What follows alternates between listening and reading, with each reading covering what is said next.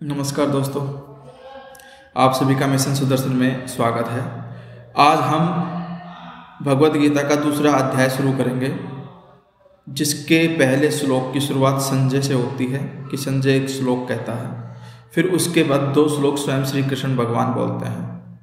अब उनमें क्या है उन्हें ध्यान से सुने। लेकिन जब कभी भी कोई भी भगवत गीता के अंदर नया अध्याय शुरू होता है तो उससे पहले परमात्मा को याद किया जाता है। तो ओम श्री परमात्मने नमः।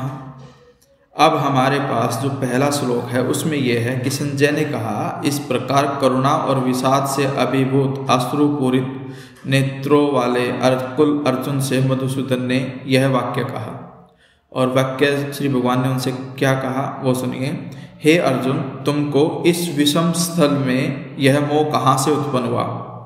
यह आर्य आचरण के विपरीत न तो स्वर्ग प्राप्ति का साधन ही है और न कीर्ति कराने वाला ही है।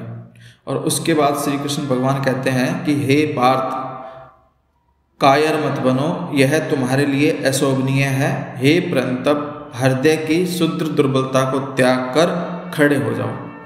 यानी कि अब तक क्या था कि अर्जुन जिसे हृदय की विशालता समझता है कि मेरे अपने हैं, बड़े बूढ़े हैं, बुजुर्ग हैं, मैं इनको नहीं मारूंगा, ये मेरे अपने हैं, अपनों को मारना अच्छा नहीं होता, इस तरह की तमाम बातें करता है। और तमाम बातें करते हुए शोक में डूब जाता है और शोक में डूबने के कारण वो रोने लगता है और इस प्रकार व्याकुल होकर के वो बैठ जाता है।